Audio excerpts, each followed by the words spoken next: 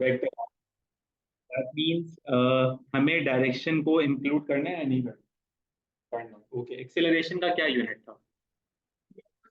Metres पर second square. Okay, velocity का कोई फॉर्मूला याद है किसी को? बेटा सेल फोन रख दें। That was displacement upon time. What was displacement? Was it a scalar concept or was it a vector concept? It was vector. ठीक है, okay. अच्छा, if I say there is something, there is an object, for example, uh, that is moving in circular motion. ठीक है. So will it be experiencing acceleration?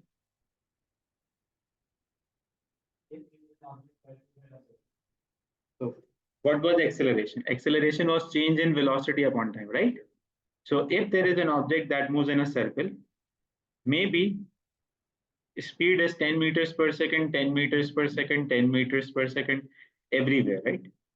But is the direction same or is it changing? Is it changing at every point? Yes or no? यहाँ पे ऐसे थी, यहाँ पे थोड़ा सा बेंड हो गया, यहाँ पे थोड़ा और बेंड हो गया, यहाँ पे और नीचे आ गया. So is direction changing?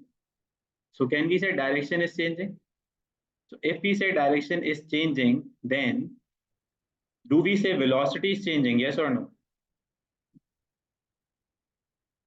If direction is changing, velocity is changing. Why? Because velocity was vector quantity. So displacement upon time. Displacement was supposed to be changing if direction changes. That means any object that is in circular motion experiences what? Acceleration. That is important. Now, just to bring it to your memory back, ये कुछ याद आ रहा है?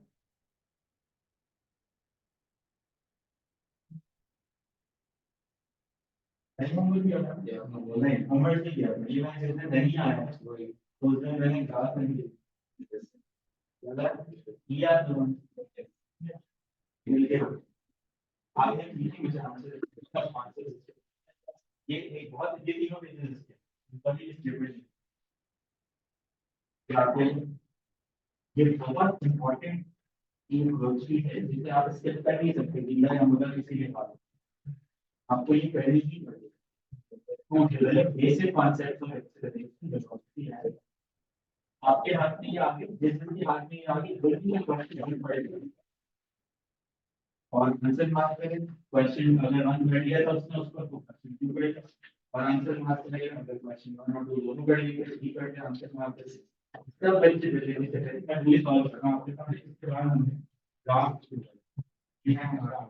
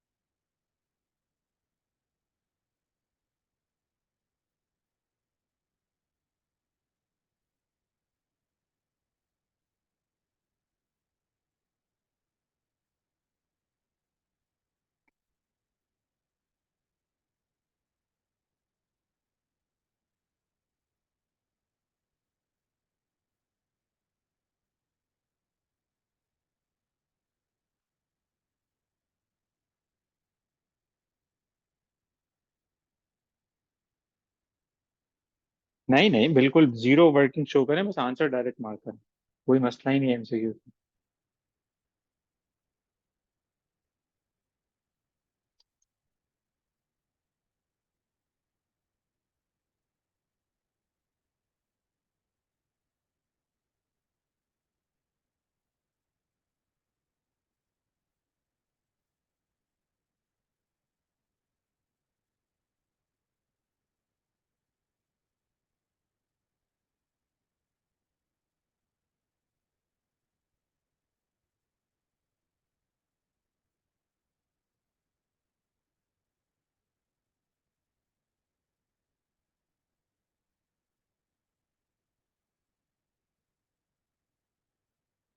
Okay, so question one talks about there is a train that begins the journey from a station and travels 60 kilometers in 20 minutes. Okay, this is what it talks about. So there are two things which is very important: 60 kilometers and 20 minutes. What is the average speed? First thing, step one, speed is basically distance upon time. Okay. So some students they say, sir, can we write total distance upon total time? Yes, you can write it. Total distance upon total time, distance upon time, एक ही बात, एक challenge है. दूसरा challenge ये है कि we see answers in meters per second, right? But distance is given in kilometers. So we have to convert kilometers into meters. For that to happen, we have to multiply the value with 1000. Because 1 kilometer equals how many meters? 1000 meters. 2 kilometers equals how many meters? 2000 meters. तो अगर हमारे पास distance है 60 kilometre, that means कितना होगा वो 60,000 meters divided by time 20 minutes है. Each minute has how many seconds? 60 seconds, right? So basically, then we can end up with canceling these zeros out. This would be 6 1 and this would be 6 1 0 0. Then we have 2 1 and 2 5 and 0. So what's the answer? 50 meters per second. Is this correct? Do we get it? सबको समझ में आया? ये working आपको मिल जाएगी ऐसे, तो अगर आपको वर्किंग भी समझ में आ गए तो वेल एंड गुड. आपने किया था, आपको समझ में आया सबको. Good. Question 2 says a car travels at an average speed of 60 kilometers per hour. Okay. So we have 60 kilometers per hour and for 15 minutes. How far does the car travel? What is that supposed to mean? हमें क्या find out करना है? तो basically हमें find out करना है distance. तो distance के लिए क्या फॉर्मूला यूज करेंगे?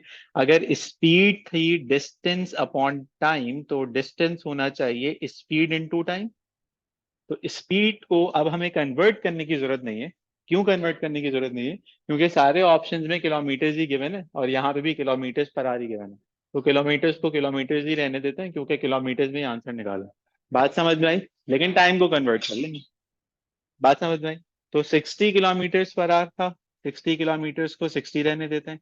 टाइम 15 मिनट्स है जिसे हमें आवर्स में कन्वर्ट करना पड़ेगा. देखो इसके लिए सिंपल से आइडिया है, वो ये है कि यहाँ पे मिनट्स लिखा हुआ है, यहाँ पे आवर्स लिखा हुआ है. तो दो ऑप्शन है. ऑप्शन वन, मिनट्स को आवर्स में कन्वर्ट कर लो, या ऑप्शन टू, इस आवर्स को मिनट्स में कन्वर्ट कर लो. एक ही बात है. तो ये मत सोचो कि इसको भी सेकंड्स में लेके जाओगे, इसको भी सेकंड्स में लेके जाओगे, इतना सारा काम करोगे, बेवकूफी है, कोई जरूरत नहीं. यूनिट्स मैच कर लो, आंसर आ जाएगा. ठीक है. तो 60 किलोमीटर पर आवर्स है. मैं ये सोचता हूँ कि मिनट्स 15 मिनट्स हैं, तो अगर मैं इसको आवर्स में कन्वर्ट करना चाहूँ तो मैं क्या करूँ? नहीं, डिवाइडेड बाय 60. तो 15 अपॉन 60 क्या आंसर आएगा? 0.25. तो 60 मल्टीप्लाइड बाय 0.25 क्या आंसर आ रहा है? 15 किलोमीटर. बात समझ में आई? क्या करके निकाले? समझा नहीं मैं तुम्हारा.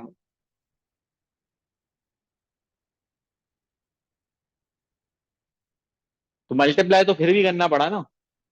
ये 60 इससे मल्टीप्लाई, ये तो हमने परसेंटेज से भी कर लिया, कोई मसला नहीं है, ये तो मल्टीप्लाई करना पड़ा ना.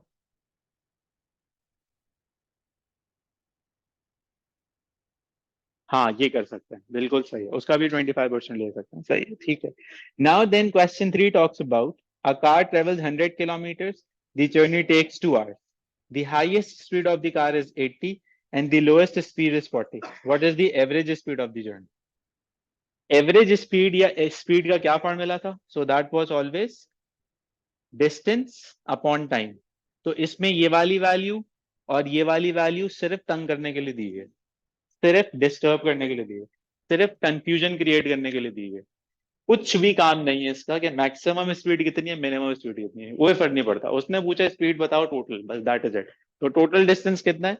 टोटल डिस्टेंस है,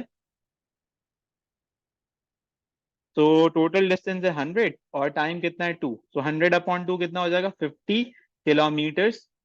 सो we can select B option. बात समझ में आई? A car travels 100 kilometers. The journey takes 2 hours. The highest speed is 80, lowest speed is 40. What is the average speed of the journey? Is average speed is total distance upon total time. इसका मतलब ये है, मैं आपको example इस तरह से देता हूँ। मैं आ रहा था जब यहाँ पे, तो एक रोड था जो बिल्कुल खाली था, तो जाहिर है मैं हाई स्पीड पे था वहां पे। एक रोड था जहाँ पे बहुत ट्रैफिक जैम था, जैसे बारिक रोड है, तो वहां पे मैं स्लो स्पीड पे था। तो अगर आप मुझसे पूछेंगे सर आपको यहाँ आने में कितनी देर लगी, तो मैं अपनी हाई स्पीड से तुम्हें टाइम बताऊंगा या लो स्पीड से बताऊंगा, या total distance upon total time करेंगे। We get it? तो एवरेज स्पीड का मतलब क्या होगा? That's always total distance upon total time. इसमें जो ज्यादातर कैंडिडेट गलती करते हैं वो क्या करते हैं? वो जाल में फंस जाते हैं। वो करते हैं नहीं, एवरेज निकाल लेते हैं ना, 80 + 40/2। जाल में फंस गया वो तो। वही तो मछली थी जिसको मैंने पता। तो देखो वो क्या कर रहा है, वो मैथमेटिकल एवरेज अप्लाई कर रहा है, जबकि conceptual understanding is total distance upon total time. मैंने इसे ऐसे याद रखा हुआ है कि अगर मुझे अपनी गाड़ी का माइलेज कैलकुलेट करना है, तो मैं कभी भी माइलेज हाईवे पे जाके तो कैलकुलेट नहीं करूंगा। ठीक है? मैं इस तरह से कैलकुलेट करूंगा कि भाई मैंने इसमें 10,000 रुपए का फ्यूल डलवाया था, वो चला है टोटल, शहर के अंदर चला है, जुपिटर पे चला है, समंदर के अंदर चला है, कोई फर्क नहीं पड़ता, टोटल चला है फॉर एग्जाम्पल 1,000 किलोमीटर। तो 1,000 किलोमीटर और 10,000 रुपए, तो हर किलोमीटर मुझे कितने का पड़ा? 100 रुपए का पड़ा। ठीक है? That's average.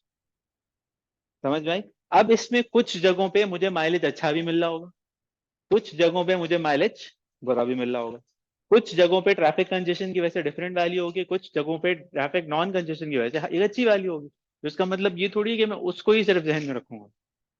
ठीक है? तो 99.99% बच्चे जो इसमें गलती करते हैं वो ये करते हैं कि भाई आप मुझे ये देना है आपको, ताकि मैं आपको ये समझाऊं कि इक्वेशन में गिवन सब चीजें यूज नहीं करनी है। ऐसा नहीं है कि आप सब यूज करके बैठे, जरूरी नहीं है। उसका अगर कोई रेलेवेंस नहीं है तो वो तंग करने के लिए दिया हुआ है। सबको समझ में आ गए फर्स्ट 3 क्वेश्चंस? अभी तक आपके ये तीनों सही जा रहे हैं, right answers? Good, I remember. अच्छा, क्वेश्चन 4 पे जाते हैं हम। आपने भेजे थे मुझे 3 बच्चों ने भेजे थे answers. Then it says a tennis player hits a ball hard and 0.40 seconds later hears the echo from a wall. एक नई चीज लर्न करनी है यहाँ पे, echo। echo का क्या मतलब है?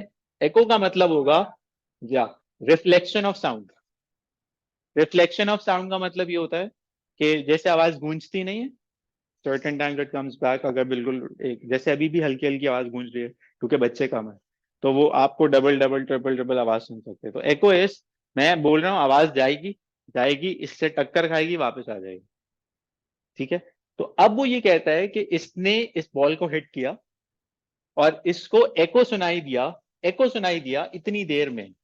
दैट मीन्स इसमें 2 चीजें शामिल हैं। क्या क्या चीजें शामिल हैं इसमें? ये इंक्लूडेड है कि ये बॉल जाती है वॉल पे, हिट होती है और वापस आती है। तो इस पूरे प्रोसेस में जो टोटल टाइम लगा है वो कितना लगा है? 0.40 सेकेंड। स्पीड उन्होंने दी हुई है हमें, that's 330 metres per second. Distance उसने पूछा how far away. Now there are 2 possible approaches how you can solve this question. First approach is, मैं टोटल डिस्टेंस निकाल लेता हूँ, कोई मसला ही नहीं है। टोटल डिस्टेंस कैसे निकालेंगे? तो टोटल डिस्टेंस निकालने के लिए एक काम ये किया जा सकता है कि हम ये करते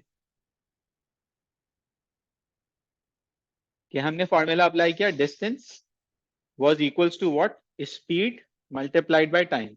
Do we have speed? Answer is yes, that's 330. Do we have time? What's that? That's 0.40. क्या आंसर आ रहा है जरा मल्टीप्लाई करके बताएंगे? 330 मल्टीप्लाइड बाय 0.4, 132।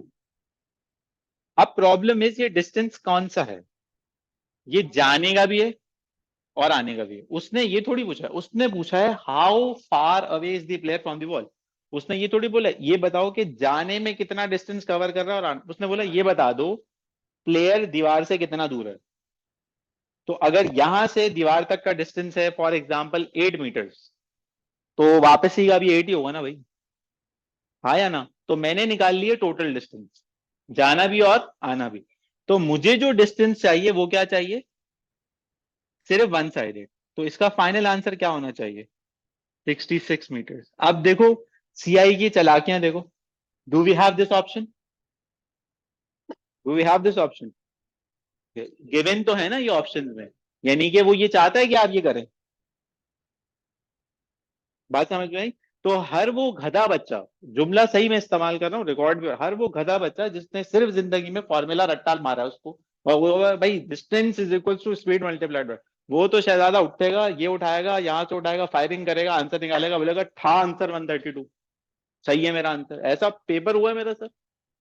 तो भाई सीआई ने यहाँ पे अगर 66 लिखा हुआ है, तो वो यहाँ कोई साउथ अफ्रीका थोड़ी लिखेगा तुम्हारे लिए, कोई ये लोकल बोर्ड का पेपर थोड़ी है, वो तो गलत सारे पॉसिबल आंसर्स लिख के देता है। बात समझ में आई। तो दूसरी अकल की बात यह है कि जब भी एक सवाल, मैं आज आपको अभी बता रहा हूं 2025 में क्वेश्चन नंबर 8 हमेशा पक्का एको का होता है, होगा, अभी बता रहा हूं, उसमें लिखा हुआ होगा एको। जब एको हो तो मेरी ये वाली आवाज आपके जहन में आनी चाहिए कि सर ने कहा था एको होगा, तो टाइम आधा कर दो, क्या कर दो, तो आंसर वैसे ही सही आएगा। तो 330 को मल्टीप्लाई करो अगर 0.20 से, तो आंसर क्या आएगा, तो ये वाला ट्रेजिडी से बाईपास हो जाओगे। बात समझ में आई। बस ये रट लो, जहां लिखा हुआ है एको, जहां लिखा हुआ है एको, क्या करो, टाइम को हाफ कर दो। बाकी और कुछ भी करने की जरूरत, कौन जाए पहले डिस्टेंस कैलकुलेट करे उसके बाद उसको हाफ, कोई जरूरत नहीं, डायरेक्टली किसको हाफ कर दें, टाइम को। इज दिस अंडरस्टूड, बात समझ में आई, वेरी गुड।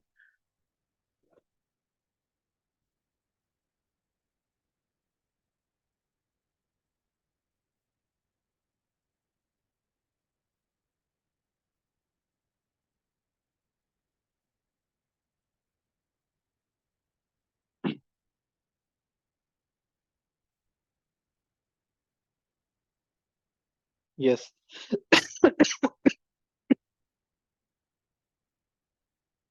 नहीं, पैटर्न बड़ा सिंपल है पेपर का। P1 में हमेशा 20 क्वेश्चंस के बाद इलेक्ट्रिसिटी नजर आएगा आपको, 25 के बाद वेव नजर आएगा, हमेशा ऐसे है। और लास्ट क्वेश्चन हमेशा पक्का पक्का 40 रेडियो एक्टिविटी का होगा। तो ये पैटर्न तो अब क्योंकि इतने अरसे से बंदा जब पढ़ा रहा होता है तो वैसे ही रट जाता है उसको, दो पक्के।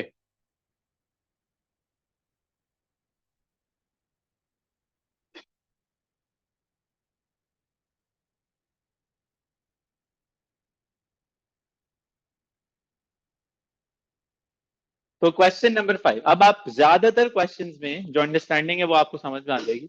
It says a car travels along the route P Q R S T in 30 minutes. क्या पूछ रहा है, what is the average speed, क्या करूं, सजेस्ट करो क्या करूं। सारे डिस्टेंसेस को क्या कर दें, ऐड, डिवाइड किससे कर दें, 30 मिनट्स लिखा हुआ है उसको सेकंड्स में कन्वर्ट करना है या आवर्स में कन्वर्ट करना है, कैसे पता चलेगा, ऑप्शन देख लें। तो आंसर आवर्स में दिया हुआ है, तो आवर्स में चलते हैं, तो आंसर कन्वर्ट कर लेंगे उसमें। 30 मिनट्स का मतलब है कितनी देर, half an hour. 30 divided by 60 is 0.5 hours. Total distance is how many kilometers, 10, 5, 10 in 10, 20 है क्या। तो 30 किलोमीटर्स डिवाइडेड बाय 0.5 आवर्स, तो 30 का डबल कर दें 60, आंसर आ जाएगा। बात समझ में आई। मैं स्पीड में तो नहीं जा रहा, नहीं सर आप जा रहे हैं स्पीड है ना, क्योंकि मैंने ये एक हफ्ता पहले दी थी ना, तो मैंने ये सोचा था कि आपने कर ली होगी। खैर मैं ज्यादा परेशान ना, होमवर्क ना करने पे जज्बाती नहीं होता। संडे वाले टेस्ट में अगर आप फेल हुए ना, फिर मैं जज्बाती ज्यादा हो जाऊंगा, ज्यादा जज्बाती हो जाऊंगा, मैं बता रहा हूँ, पहले बता रहा हूँ। और अगर किसी ने छुट्टी कर ली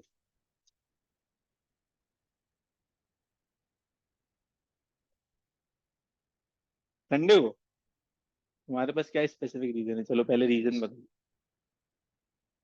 किस चीज की सेरेमनी? किस चीज का? नहीं तो वो जो तुम्हारे एज आए हैं उसके लिए, एज स्टार्स आए हैं उसके लिए कितने बजे सेरेमनी? 12:30 शुरू होगी और 1 बजे खत्म हो जाएगी। कोई बात नहीं, इस स्पेशल रीजन के लिए हम टेस्ट तुम्हारा किसी और दिन रख लेंगे। टेस्ट से तो तुम्हारी जान नहीं छोड़ देगी। तो वो और किसी को तो कोई अवार्ड नहीं मिलेगा ना सेरेमनी में। सही है, आई ट्रस्ट यू। तुम पहले दिन से यहाँ बैठे हो, इसका मतलब है, मतलब तुम जानबूझ के तो छुट्टी नहीं करोगे। इतना मैं इतना हिटलर नहीं हूँ। मैं दोबारा टेस्ट होगा, टेस्ट रिजल्ट भी मिलेगा और अम्मी अब्बा को भी जाएगा। और इसका टेस्ट डिफरेंट होगा क्योंकि ये बाद में देगा तो मुश्किल होगा। वैसे तो टेस्ट आपस में भी डिफरेंट ही होगा, यानी कि आपको क्या लग रहा होगा सबका टेस्ट एक ही होगा। ऐसे थोड़ी होता है। वैसे तो मैं खुद ही आऊंगा इन्विजिलेशन करने ताकि मैं नजर रख सकूं आपके ऊपर। सैटरडे को दे सकते हो टेस्ट? चलो सोचते हैं। Question number 6। The table shows the readings on a car speedometer at 5-second intervals. Which row describes the speed and acceleration of the car? ये कहता है डी डॉक्टर। तो टाइम 5 सेकंड के डिफरेंस है, स्पीड में डिफरेंस है 30, 50, 60, 65। तो क्या स्पीड चेंज हो रही है? क्या स्पीड चेंज हो रही है? आंसर इज यस, चेंज हो रही है। तो अब कहते हैं स्पीड क्या कम हो रही है या ज्यादा हो रही है? तो ज्यादा, दैट मीन सी और डी होने चाहिए। हाँ या ना? तो ए और बी तो नहीं हो सकता, डिक्रीज तो नहीं हो रही। Values are increasing. Can we see that values are increasing? Yes, they are increasing. Now if it is C, तो फिर स्पीड कभी चेंज हो ही नहीं सकती अगर एक्सेलरेशन जीरो है। Think about it. अगर एक्सेलरेशन जीरो है, इसका क्या मतलब है? स्पीड की वैल्यू थी 10 और एक्सेलरेशन जीरो है, तो स्पीड को तो 10 ही रहना चाहिए ना। 10 10 10 10 10। तो क्या ये 10 10 10 10 है या 30 30 30 है, 50 50 50? नहीं, तो ये तो नहीं हो सकता। क्या बचा? D. D correct.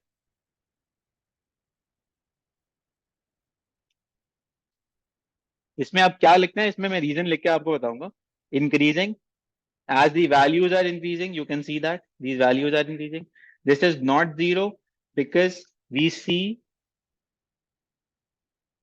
change in values of speed, which means object is क्या? एक्सेलरेटिंग। बेटा ऑनलाइन आप लोगों को मेरी आवाज आ रही है? ऑनलाइन, ऑनलाइन बोलने स्क्रीन ही शो नहीं होगी। ऑनलाइन वालों ने देखी ही नहीं। नहीं नहीं, सिर्फ इस सवाल में ऐसा हो, टेंशन नहीं लो। बेटा ऑनलाइन आपको मेरी आवाज आ रही है? देखा, चैट गए।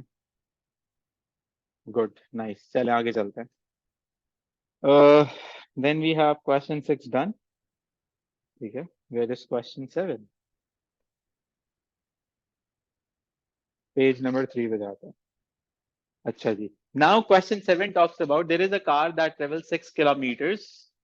अच्छा, इससे पढ़ने से पहले ना मैं, मेरी कोशिश होती है हमेशा फिगर को देखें। 6 kilometre 60 minutes, 2 kilometre 6 minutes 6 minutes. Which calculation of average speed for the whole journey is correct? Average speed की बात कर रहा है। एवरेज स्पीड का क्या फॉर्मूला होता था?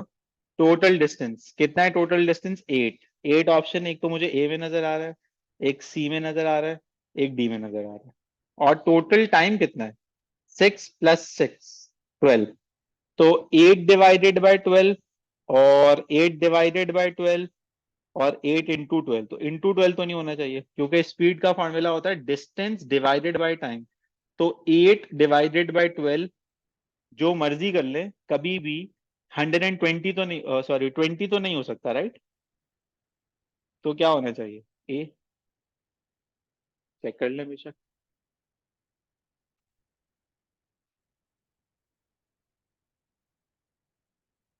Okay, question 8. It says a car takes 15 minutes to travel along a road that is 20 kilometers long.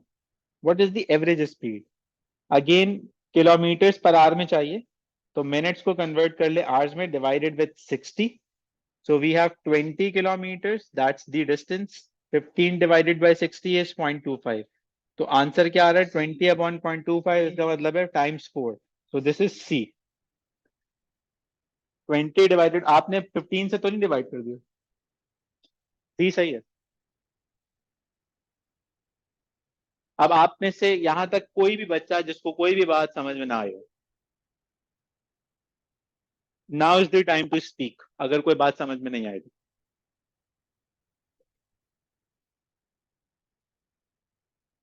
Total distance 20, total time कितना है? 15 मिनट्स में तो नहीं रख सकते ना, आवर्स में आंसर मांगा उसने। तो 15 को किससे डिवाइड किया? 60 से। 20 डिवाइडेड बाय ये 15 डिवाइडेड बाय 60 इज 0.25, डिवाइड करो, सी आ जाएगा।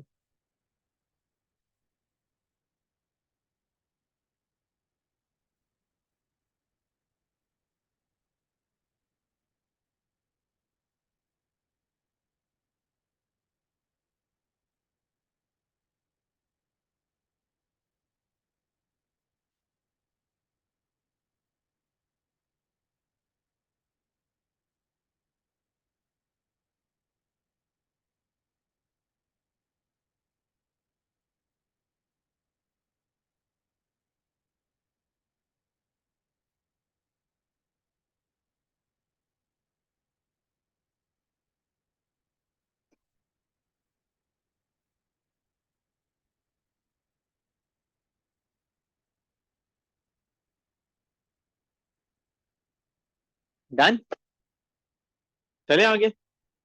Okay, good job, let's move ahead. Then 8,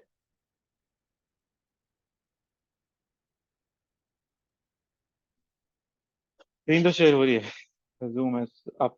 So it says a man stands by a railway track. A train traveling at 40 meters per second takes 2 seconds to pass the man. What is the length of it? जबरदस्त, कैसे निकाला है इन्होंने distance? So very simple, that is speed and that's time, multiply कर दें, will get D, that's distance या S, right? Nice.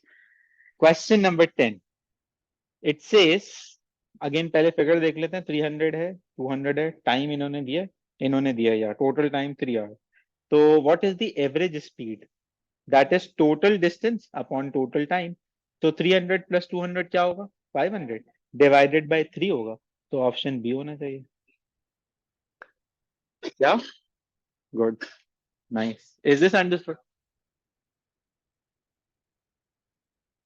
3 + 1 किस तरह करता?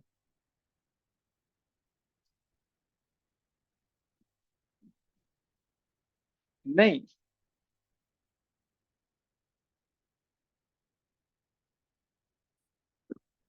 और अगर मैं ये बोलूं कि बेवकूफ वो है जिसने ये काम किया है।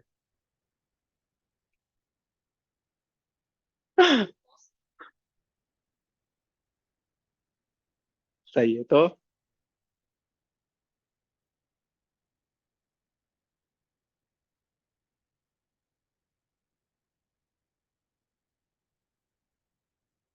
सी, there is a reason to it. अब बताएं क्या करना है। फॉर्मूला तो ये average speed is total distance upon total, अब क्या करें, क्या सेलेक्ट करें?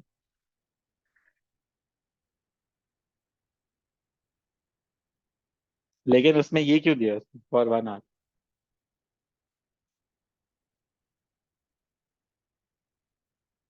जबरदस्त, बिल्कुल परेशान नहीं हो, आंसर बिल्कुल सही है, सब सही है।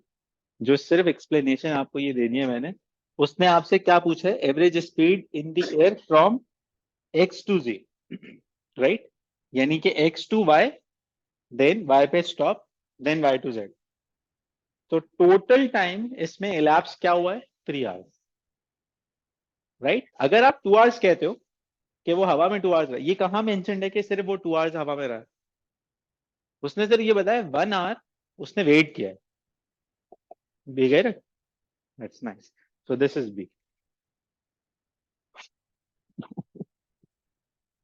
ये है सबसे ज्यादा मजे का, इस पे पता नहीं कौन था मुझसे जो बात कर रहा था, आप बात कर रहे थे मुझसे, मुझे बड़ा अच्छा लगा कि एक बच्चा था जिसने अच्छी कोशिश की, बहुत अच्छी कोशिश की, बार बार एतराज कर रहा था सर, वो पूछ रहा था। तो ये इंटेंशनली इसके घुसाया है मैंने इसमें, कि मैं वो लास्ट एक कॉन्सेप्ट जो दे के गया था कि acceleration can be positive and negative. ज्यादातर बच्चे बेचारे इन उन टीचर्स का शिकार हैं जो कहते हैं डीसेलरेशन कोई नई टेक्नोलॉजी है। भाई, कुछ भी नई टेक्नोलॉजी नहीं है, डीसेलरेशन कोई नई क्वांटिटी नहीं है, डीसेलरेशन भी एक्सेलरेशन ही होती है। बस वो नेगेटिव होता है। और डिसेलरेशन कोई कॉन्सेप्ट अलग है ही नहीं, एक्सेलरेशन ही एग्जिस्ट करती है। एक्सेलरेशन नेगेटिव भी हो सकती है, पॉजिटिव भी हो सकती है। नेगेटिव वाली एक्सेलरेशन को हम डिसेलरेशन कहते हैं, वो कोई नई चीज नहीं बन जाती। अब आते हैं कि ये वाले सवालात, ये अभी देखें ये पहला आया है। जब भी टोटल इंग्लिश आ जाए ना, मैं हमेशा बच्चों को कहता हूं बहुत ध्यान से काम करना है, क्योंकि फिजिक्स में उसने कॉन्सेप्ट टेस्ट दिया हुआ। ठीक है, दूसरी चीज, अब आपने ये नहीं सोचना कि आपने ओरिजिनली क्या पढ़ा था। आपने ये सोचना है कि आप एक डब्बे में बंद हैं, उस डब्बे में 4 दरवाजे हैं, बस एक दरवाजा वो है जो खुल के आप बाहर जा सकते हैं। ठीक है। अब ये सोचने बैठे कि यार एक्सेलरेशन वो होती है जिसमें इंक्रीज इन स्पीड हो, डिसेलरेशन वो होती है जिसमें डिक्रीज इन स्पीड हो। तो मैंने आपको ये ऑप्शन थोड़ी दिया कि आप मुझे डिफाइन करके दो एक्सेलरेशन। मैंने आपको क्या बोला, मैंने आपको ये बोला है कि आप एक बॉक्स में बंद है, उस बॉक्स के 4 गेट्स हैं, ए बी सी और D. Only one of those gates will allow you to open and leave that box. So you are in a box, you are in a situation, it's like आप ऐसी जगह पे फंस गए जहां पे आपके पास करने को कुछ भी नहीं है, आप इंतहाई बेबस हैं और कोई एक ही उम्मीद का रास्ता है आपके पास। तो उस वक्त आप वो काम नहीं करेंगे जो काम सही होगा, उस वक्त आप वो काम करेंगे जो आपको उस वक्त बचाएगा। ठीक है। एक एग्जाम्पल मैं आपको दे देता हूँ। आपसे पूछ लिया है आपके किसी बड़े ने, टीचर ने, अब्बा ने, अम्मा ने, कि आपके दोस्त कैसे हैं। You have been framed in a box. आप ये तो नहीं बताएंगे मेरे दोस्त 1 नंबर के, आप बोलेंगे ऐसे हीरे दोस्त हैं, सबका A स्टार, सब पढ़े लिख के, कोई छुट।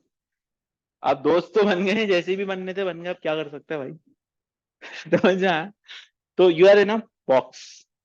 और अगर कभी वो घर पे आएंगे, कभी आप उनसे मिलने जाएंगे, तो आप उनको बोलेंगे इंसान के बच्चों की तरह जो है ना बिहेव करना, मैंने घर में बड़ा अच्छा इमेज क्रिएट किया हुआ है तुम लोगों का, सर समझ में आई? समझ में आई ये, तो एक्चुअली आप हट रहे हैं ओरिजिनलिटी से। तभी हम ये कहते हैं कि कभी भी आप एमसीक्यूज से किसी भी चीज की प्रैक्टिस करना शुरू मत करें। फिजिक्स में भी, केम में भी, बायो में भी, कंप्यूटर में भी। आपने कॉन्सेप्ट टेस्ट करना है ना अपना, पेपर 2 से शुरू करें, क्योंकि paper 2 will develop your concept, help you, guide you. But paper 1 is going to put you in a box, force you to decide which of these is the best. And then in physics, when it is only अंग्रेजी, you are long gone friend, you are long gone, बहुत मुश्किल है। सही answer, paper जब मैं final exam की practice करा रहा हूँ आपको, मैं आपको ये बताऊंगा कि 40 एमसीक्यूज आपको जो करने हैं, उसमें से आपने पहले राउंड में छोड़ने कौन से है, जिनको आपने हाथ भी नहीं लगाना, वो सारे इस तरह के होंगे। आपने देखा क्वेश्चन में कुछ मैथ्स है, फौरन करें इसको। आपने देखा कोई मैथ्स नहीं है, छोड़ ऐसे हो जाए जैसे ये है ही नहीं। जितने भी हों पूरे पेपर में 20 है, छोड़ दें। बात समझ में आई? क्योंकि अगर आप एक दफा स्ट्रेस में इसको करने बैठेंगे, आंसर हमेशा गलत आएगा। ये होता है चिल में। मैं आपको एक स्ट्रैटेजी बताता हूँ। मैं हमेशा एमसीक्यूज हो, कोई भी पेपर हो, 1 मिनट देना, जैसे ये आपका फाइनल सीआई एग्जाम है, सही, ये मुझे मेरे टीचर ने बताया था सर। उस वक्त मैं पढ़ता था सर साया से मैथ। सर साया अभी जिंदा है भाई। तो सर साया से मैं तकरीबन रोज मिल जाता हूँ, निक्सर में उनकी क्लास होती। तो वो क्या कहते हैं, पेपर ये है, कोई भी पेपर है, टीआई का पेपर है, यहाँ सब फजूल बकवास लिखी हुई है। तो वो बोलते हैं यू मे बिगिन, गंदी सी आवाज में, यू मे बिगिन। समझ में भी नहीं आता कि क्या बोला इसमें। तो मतलब आप शुरू कर ले, फिर बेल होती थी तब मुझे पता चला, हाँ अब इसको मतलब स्टार्ट कर सकते हैं। तो पेपर फ्लिप किया, यहाँ से शुरू किया, क्योंकि यहाँ पे पता है रेडियो एक्टिविटी होगा, पता है यहाँ पे इलेक्ट्रिसिटी जारी होगी। ये पता नहीं क्या होगा, पहले वाले सवाल, पहले 10 सवाल कुछ भी हो सकता है। यस, ठीक है ना? तो जब आप 10 दफा मार खा के जंग करके, इधर वाला सवाल था पता नहीं वो कॉन्सेप्ट, जब आपके सर में दर्द शुरू हो रहा होगा, तब आप मुश्किल वाली चीजों पे जा रहे होंगे जो मैं पहले कर चुका हूँ। Same goes for math, same goes for physics. मैं फिजिक्स के अंदर अगर सेक्शन, मतलब अब तो सेक्शन खत्म कर दिया उन्होंने, पहला क्वेश्चन देखें हम, अजीब सा सवाल होगा, define scalar define vector. Last देखें, बोलेगा what is Faraday's law of electromagnetic induction. तो जब 1 घंटे की अजियत मैं लिख चुका हूँ, काट चुका हूँ, सर में दर्द हो रहा है, पता चल चुका है पीछे कुछ नहीं आ रहा था, सब गलत लिखा है, तब मैं पहुंचा इलेक्ट्रोमैग्नेटिक इंडक्शन की डेफिनेशन पे, जिसका सारा रट्टा लगाया हुआ था, अब टेंशन की वजह से गलत हो रही है। तो वो शहजादा जिसने बड़े पप्पू बच्चे बन के क्वेश्चन 1 से शुरू किया है ना, उसका ए तो नहीं आएगा, ये तो तय है, पक्का। तो होशियारी नहीं, पेपर आपके जज्बात के साथ खेल रहा है, आप पेपर के साथ खेल रहे हैं। दैट्स ओनली एडवाइस, आपकी मर्जी, आप जो करें। मैं आपको वैसे एडवाइस दे रहा हूँ जिससे आपका ए स्टार आना चाहिए, अनलेस समथिंग बैड हैपेंस। अब यहाँ देखें, अब अगर आप उल्टा पेपर शुरू करते हैं ना, तो आप हमेशा शुरू में मुश्किल काम करते हैं और एंड में आसान। तो जब आप थक गए हैं, जब आप एग्जामिनेशन जोन में बैठे बैठे बोर हो रहे हैं, तब आप मुश्किल की तरफ नहीं जा रहे, किसकी तरफ जा रहे हैं, आसान की तरफ। जबकि नॉर्मल स्टूडेंट क्या कर रहा है, वो बच्चों को ये सिखाया यार ये वाला सही कर लो नंबर आ जाएंगे, ये वाला सही। नहीं नहीं, शुरू में तो वैसे भी आपके नंबर आ ही जाएंगे, कोई मसला ही नहीं है। तो वो चाहे एंड में करें चाहे बाद में। तो आप हमेशा रिवर्स ब्रेक करें, this is one of the best hacks you can have, one of the best hacks. P four में तो कुछ होता ही नहीं है मुश्किल। मैं कराऊंगा P4, अभी इसमें P4 बनता नहीं है कुछ। जैसे ही लाइट वेव्स में आएंगे P4 साथ साथ कर रहे होंगे, ड्राइंग कर रहे होंगे। P4 इज ATP बचा, P3 is flag. P3 O levels में नहीं होता, पाकिस्तान में ऑफर ही नहीं होता P3। P4 बहुत आसान होता है। बहुत सारे लोग कहते हैं फिजिक्स मुश्किल होती है, बहुत सारे लोग कहते हैं केमिस्ट्री मुश्किल होती है। तो अगर लोगों की बातों में जाएंगे तो फिर तो एक ही काम आसान है, सोना और खाना, मरना तो मुश्किल काम है। Which person is experiencing in acceleration, ये कहता है A, a driver of a car that is braking to stop at traffic lights. पता नहीं how is that this acceleration, I don't know actually कि ये एक्सेलरेशन है या नहीं है। 1 मिनट, एक बंदा है जो ब्रेक लगा रहा है, इसका मतलब है कि लेट्स से कोई कार थी, उसकी इनिशियल स्पीड है 10 मीटर्स पर सेकेंड, उसने रेड लाइट देखी है और वो ब्रेक कर रहा है, और वो मान लेते हैं 1 मीटर पर सेकेंड पे आ रहा है, और इसमें कोई ना कोई टाइम भी लग रहा होगा, लेट्स से 1 सेकेंड। तो ये बात तो तय है कि इसमें एक्सेलरेशन होगी, formula is v-u/t, v is 1, u is 10, t is 1, that is -9 metres per second square. Acceleration तो है बट नेगेटिव है, जिससे कहना चाहिए डीसेलरेशन। सवाल में उसने पूछा है which is experiencing an acceleration. तो एक्सेलरेशन, अब आप याद करें मेरा जुमला, एक्सेलरेशन पॉजिटिव भी होती है, और इसका मतलब है this is type of an acceleration. ये इसमें से आ रहा है, सवाल में ये कह रहा है, वो ब्रेक लगा रहा है तो मैंने ब्रेक ही लगाई। पार्ट बी में जाते हैं, आप passenger in a train that is stationary in a railway station. ये तो बिल्कुल ही पॉसिबल नहीं है। क्यों पॉसिबल नहीं है, स्टेशनरी का क्या मतलब, मतलब मतलब मतलब एट रेस्ट है, जब वो खड़ा हुआ है रेस्ट है, तो वो चल ही नहीं रहा। जब चल ही नहीं रहा तो एक्सेलरेशन छोड़े, स्पीड भी नहीं होगी तो एक्सेलरेशन कहाँ से आएगी, वो तो रेस्ट एरिया। तो इसका मतलब है बी तो एलिमिनेट कर दें, बी को तो फारिग कर दें बिल्कुल, उसको बोले तुम्हारी जरूरत नहीं है हमें, तो बी को तो उड़ा दें। अब आते हैं सी, अ shopper in a large store ascending an escalator moving stairs at a uniform rate। अब इसका क्या मतलब है, आप एस्केलेटर पे ऊपर जा रहे हैं, ऊपर जा रहे हैं, वो जो एस्केलेटर होता है, अब आपको उसको फिजिकली फील करना पड़ेगा। जब आप उस पर खड़े होते हैं, अगर आप तो बच्चे हैं ना, आप में तो वो होगा ना जरासीम, समझ रहे हैं मैं क्या कर रहा हूँ, क्या कर रहा था मैंने कहा था जरासीम, तुमने बोला कीड़ा। देयर इज अ डिफरेंस, जरासीम इज अ यूनिसेल्युलर ऑर्गेनिज्म, कीड़ा इज एन इंसेक्ट। तो आपने ये क्यों किया है, मतलब आप क्यों करते हैं ये लोग? पहले मुझे बताएं, ये बच्चे क्यों करते हैं उनको,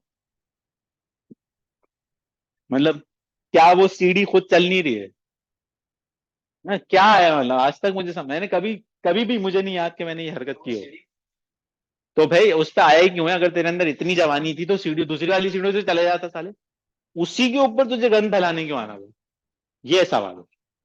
कभी मैंने पूछा नहीं किसी बच्चे से वहां पे रोक के कि भाई हेलो, लेकिन मैंने बहुत देखा है, पता नहीं क्या परेशानी होती है कि एक तो स्टेयर मूविंग है, भाई आपको अपनी स्पीड दिखानी है, वहां बराबर बिल्कुल उसके बराबर में मैनुअल स्टेयर है, उस पर चढ़ जा, भाग जा, जंप कर उसके ऊपर, जा रोल कर, इसी के ऊपर आगे से क्यों गन फैलाना, ये मुझे समझ में नहीं आता।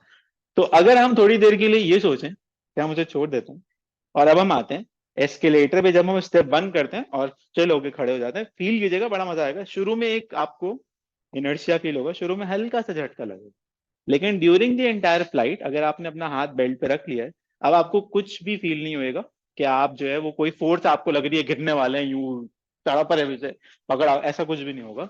इट इज होल स्टेडी, एक ही रेट पे, एक ही चेंज है। तो अगर आपसे मैं ये कह दूं कि ये थी एस्केलेटर, ठीक है, ये एस्केलेटर है, यहाँ आप खड़े हैं, ये जा रही है 2 मीटर्स पर सेकंड से, तो ये throughout from the beginning to the end किससे जा रही है, 2 मीटर्स पर सेकंड। अगर फॉर एग्जाम्पल एस्केलेटर में कोई एक ऐसा आ जाए चैम्प, अब पूरा एस्केलेटर क्या होगा, झटका खाएगा, जाहिर है, बेल्ट है ना एक, तो आप सबको फील होगा कि कोई हरकतें कर रहा है, ठीक है। तो that should also be cater in to account कि भाई कोई एल्डरली भी हो सकता है, कोई बड़ा हो सकता है, वो गिरेगा, उसका पाँव फंस जाएगा, और कुछ नहीं हो तो उसका पाँव वहीं खड़े खड़े भी मुड़ सकता है, कोई लेडी हो सकती है, कोई बैग लेके, कोई बच्चा हो सकता है छोटा, तो ये करने वाली हरकत नहीं है। तो अगर आप यूं जंप करना शुरू हो जाए तो पूरे एस्केलेटर को आप होंगे वो इंसेक्ट जो आप उसको एक्सेलरेशन में ला रहे होंगे, ओरिजिनली वो एक्सेलरेशन में नहीं होगा। जी हाँ, तब it will experience acceleration at the initial phase. But question category देखो, उसने कितनी तफसील से ये बात समझाई है कि देखो मेरा बच्चा, मैं चढ़ चुका हूं और मैं यूनिफॉर्म रेट से जा रहा हूं ऊपर, मैंने अभी स्टेप नहीं किया है, यानी कि समझ ले बड़ी लंबी है, जन्नत तक जाना है, तो स्टेयर्स जाए जा रही है यूनिफॉर्म रेट से। So that means this is also not a case of acceleration. तो आप ये कह सकते हो पोटेंशियल एनर्जी चेंज हो रही है, यूनिफॉर्म बिल्कुल, लेकिन उसने यहाँ पे जो आपको स्टेटमेंट दी है, किसका रेट दिया ये आप आइडेंटिफाई नहीं कर सकते। Uniform rate of what, uniform rate of speed, तो यूनिफॉर्म रेट ऑफ स्पीड है, सेम है। यूनिफॉर्म रेट ऑफ डिस्टेंस, हाँ, 2 मीटर्स हर सेकंड में कवर कर रहा है, तो that is not acceleration at all. दी गेट इट, पक्की बात है, दैट्स नाइस। तो a sky diver falling at constant speed towards the earth, क्या ये एक्सेलरेशन है? इसमें वैसे इसमें वैसे डाउट हो सकता था, अ स्काई डाइवर फॉलिंग होता ना, तो आप पक्का कहते हैं ग्रेविटेशनल एक्सेलरेशन टाइप की कोई मखलूक है यहाँ पे, लेकिन उसने एलिमिनेट कर दिया खुद ही। क्या बोला उसने, बात समझ में आई? अब ये भी बड़े मजे का कॉन्सेप्ट है, जब हम टर्मिनल वेलोसिटी पढ़ रहे होंगे, तो आप सोचें, मैं आप लोगों के थॉट प्रोसेस में डाल देता हूँ, आप ताकि रियलाइज करें थोड़ा। अगर हम कभी पैराट्रूपिंग करें, पैराट्रूपिंग का मतलब पता है क्या होता है? पैराट्रूपिंग का मतलब पता है क्या होता है? नहीं, स्काई डाइविंग का मतलब पता है क्या होता है? क्या होता है स्काई डाइविंग? हाँ, कूदते हैं, यहाँ कराची में भी होती है आजकल, समंदर के ऊपर जाके छलांग लगा लें, 50,000 रुपये लेते हैं एक फ्लाइट के।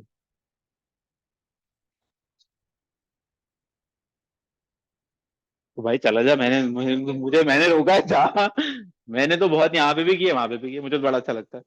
तो अगर आप स्काई डाइविंग करते हैं, तो उसके लिए ऊपर, बहुत ऊपर जाने की क्यों जरूरी है?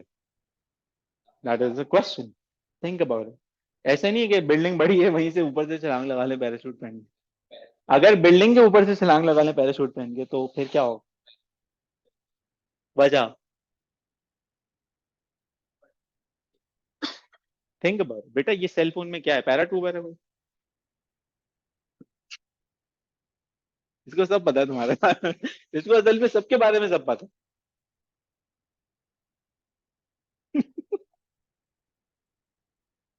अब वापस आए, तो अगर हम फॉर एग्जाम्पल ये सोचें कि पैराशूट, अगर हमने लेट से एक बड़ी सी बिल्डिंग है जिसके ऊपर लेट से करीब में कोई 10-12 फ्लोर की कोई बिल्डिंग है, उसके ऊपर से जंप करते हैं पैराशूट पहन के। अच्छा, एक्चुअली दुबई में हर लोग कर रहे होते हैं ना, दुबई में से बुर्ज खलीफा से भी लोग छलांगे लगा रहे होते हैं, और वो उसके पैसे भी लेते हैं। पहले तो उन्होंने उसको इलीगल किया था, बोलते हैं नहीं नहीं कोई टेंशन नहीं, पैसे दो, जाओ छलांगे लगाओ, पागल हो जाओ। तो अब थिंग इज कि वो तो बहुत बड़ी है, तो उसके ऊपर से जब आप गिरेंगे या जंप करेंगे, तो पैराशूट तो बेटा यहाँ इस फर्स्ट फ्लोर से भी जंप करेंगे ना तो भी खुल जाएगा। पैराशूट के खुलने में मसला नहीं है, बेसिक मसला है कि पैराशूट खुलेगा और एयर उसे इनिशियली थोड़ी देर में तबाह बर्बाद कर देगी, फाड़ देगी, तोड़ देगी, unless you reach terminal velocity. That is important. अब टर्मिनल वेलोसिटी किस बला का नाम है, क्या है, तो उसको ऐसे समझें कि जब हम किसी चीज को ड्रॉप करते हैं तो इनिशियली नीचे आते आते उसकी एक्सेलरेशन चेंज होती है, वो तेज तेज तेज और तेज होती रहती है। लेकिन एक पॉइंट आता है जब वो और मजीद तेज नहीं होती। ठीक है, जब वो और मजीद तेज नहीं, जितनी स्पीड मैक्सिमम रीच करनी होती है रीच कर लेती है। ठीक है, बात समझ में। तो यहां तक इसको रोक लेते हैं। तो हमें हाइट इसलिए चाहिए, जहाज में बैठना इसलिए पड़ेगा कि जब हम जंप करेंगे जहाज से तो initially will drop very fast. और अगर आप कभी स्काई डाइविंग करेंगे तो ऐसा नहीं होगा कि आप जो है वो अकेले खुद ही कूद जाए, साथ में नहीं आता है। जरा चपके समझे आप, आपको लेके जाएगा, पूरी इंस्ट्रक्शन दे रहा होगा, उसके बाद वो बोलेगा मैं आपके साथ जाऊंगा ना, और गेट पे खड़ा हो जाएगा बिल्कुल जहाज के, और आपने गॉगल्स पहने होंगे और आपको उसकी कोई कोई आवाज नहीं आ रही होगी, लेकिन उसका मुंह हिल रहा होगा। समझ रहे हैं, उसकी आवाज नहीं आ रही होगी आपको, लेकिन उसका मुंह हिल रहा होगा, तो वो कुछ कह रहा होगा तो आप मुंह हिला रहे होंगे, क्योंकि और कुछ नहीं हो सकता। तो बेसिकली वो पहले खुद जंप करेगा और उसके साथ आप कनेक्टेड है रस्सी से, तो आप अचानक से गिरेंगे, तो जब आपको झटका लगेगा आप वैसे होश में नहीं होंगे। तो उस एक दो सेकंड के अंदर आपको ये रियलाइजेशन होगी कि दुनिया का अगर कोई सबसे बेवकूफ इंसान है इस वक्त, तो वो मैं हूं, क्योंकि अगर मैं पैराशूट खोलने के बाद भी बच गया और हार्ट फेलियर से मर गया तो क्या होगा। समझ रहे हैं आप, क्योंकि कुछ भी हो सकता है ना रास्ते में। तो एट इनिशियल मोमेंट में आपको रिग्रेट होगा। दूसरा, फिर जब आपको लगेगा कि अभी तक आप जिंदा हैं, तो आपको जितनी दुआएं आती होंगी, जो आता होगा आप पढ़ रहे होंगे, तो इनिशियली आपको लगेगा कि अब मैं मर नहीं रहा हूं फिलहाल, अभी मेरे पास कोई दिन में मतलब 3-4 मिनट है जमीन तक पहुंचने में। फिर आपको ये फील होगा कि now you can even after a certain time open your eyes सी। फिर वो आएगा, भाई जितनी तस्वीरें खींचनी है खींच लो, जल्दी से तस्वीरें खींच ले जल्दी से। उसके हाथ में भी कैमरा होगा, आपके हाथ में भी हो सकता है, अगर आप प्रोफेशनल हो गए। 3 जंप्स के बाद वो कहते हैं कि बंदा अब अकेला है, प्रोफेशनल अब कर सकता है, लेकिन फर्स्ट सेकंड और थर्ड में वो आपके साथ। तो फिर आप अपनी पिक्चर्स ले सकते हैं जो आपने दिखानी है किसी को भी, या आपने अपने लिए कोई मेमोरी कैप्चर करनी है। तो अब आप आ गए टर्मिनल वेलोसिटी पे, जब एक्चुअली आप सुन सकते हैं, देख सकते हैं, फील कर सकते हैं। यानी कि अब आप नीचे गिर रहे हैं, ऐसा नहीं है कि आप आयरन मैन की तरह आप कांस्टेंट स्पीड पे चल रहे हैं, नीचे आप गिर रहे हैं, लेकिन आप नीचे गिरते गिरते तेज नहीं हो रहे हैं, कांस्टेंट वेलोसिटी के साथ। पैराग्लाइडिंग में बेसिकली हम सबसे पहले तो विंड स्पीड देखे बगैर पैराग्लाइडिंग नहीं करते। यानी कि अगर हवा रुकी हुई है तो पैराग्लाइडिंग नहीं हो सकती, हवा चल रही होगी, तेज होगी। अब मैं ये बता रहा हूँ ना, अब अगर आप एक पहाड़ के ऊपर हैं तो वो आपको कैरी नहीं कर रहा, विंड आपको कैरी कर रही है आज। और आप फ्लाई बाय नहीं करेंगे, आप फॉल करेंगे but slowly. Parachute is something else. Parachute क्या कर रहा है, एक्चुअल में आपको पकड़ के रोकेगा वो, तो उसका काम डिफरेंट है। तो टर्मिनल वेलोसिटी को अगर समझते हैं तो parachute is the only option. Paragliding has nothing to do with terminal velocity, because you will experience no matter how slow, उसमें मजा भी नहीं, बिल्कुल बेकार चीज, कोई फायदा ही नहीं है। कि आपको पता है आप गिर रहे हैं, वाह गिर, तो कोई झटका नहीं है, कोई मौत का खौफ नहीं है, अल्लाह ताला को बंदा याद नहीं कर सकता भी, यू मिस दैट पार्ट। क्या, बंजी जंपिंग तो नहीं की मैंने स्काई डाइविंग की है। मुझे लेके गए थे मेरे फ्रेंड्स, जब मैं दुबई में पढ़ाता था, कि आज एक काम करते हैं, बस पता नहीं अल्लाह खैर करे क्या काम करना है। तो मेरे फ्रेंड्स मुझे वहाँ के टीचर्स लेके गए थे, वो सारे टीचर्स यूएस नेशनल्स थे। तो वो उन्होंने पहली दफा मुझे करवाई थी स्काई डाइव, और वो भी बताया बगैर, कुछ भी नहीं। हाँ मतलब मुझे आज भी याद है वो एक्सपीरियंस, कि मैं तो बिल्कुल शौक में था और मैंने अच्छा खासा पढ़ा गया था, लेकिन फिर दूसरी दफा तीसरी दफा भी फिर मैं खुद गया था। फिर मैंने कराची में आके भी की थी, तभी तो मुझे पता चला था यहाँ होती है। हाँ वो ऊपर से जहाज से फेंक देते हैं, बोला नीचे समंदर में गिरो। समंदर में उनकी शिप होती है साथ में, घूम रही होती है वो काला समंदर मतलब सी व्यू में नहीं फेंकते भाई, आगे होते हैं, उससे भी आगे। जहाज कहाँ से उड़ता है? एयरपोर्ट से। जाहिर सी बात है। जहाज क्या मतलब वो घर से उड़ाएगा बोले चलो भाई क्या मोहम्मद बिन सलमान लगे तो घर में जहाज है यार, आज जहाज में जाना है, आज चलो यार वो प्राइवेट मेरा जो है ना वो है, उनके पास तो होता है ना, प्राइवेट एयरफील्ड होती है उनकी अपनी। तो ऑप्शन डी सी सब गलत है, तो ऑप्शन ए इज करेक्ट। ठीक है।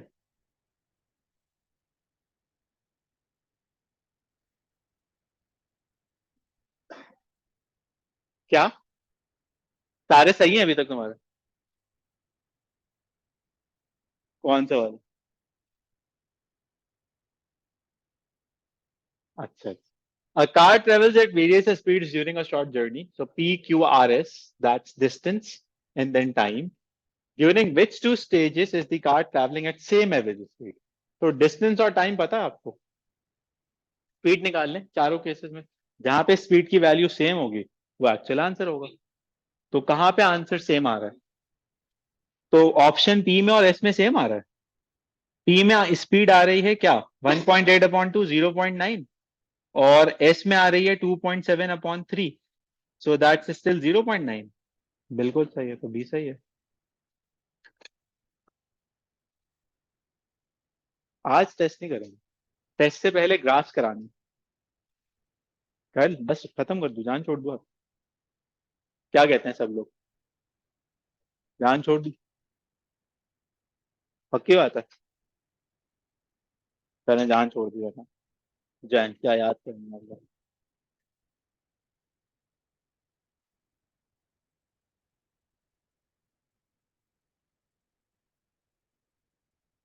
एल्फा में मैं पढ़ाता भी नहीं हूं, मैंने कभी कहा भी नहीं कि मैं एल्फा में पढ़ा। एल्फा में कब मैंने, एल्फा में मैं क्यों पढ़ाऊंगा, अल्लाह खैर करे, अल्लाह ना करे। जिसने भी अप्लाई किया है, उसको एल्फा कॉल भी करेगा, उसको स्कॉलरशिप भी देगा। फिक्र ही नहीं करें आप।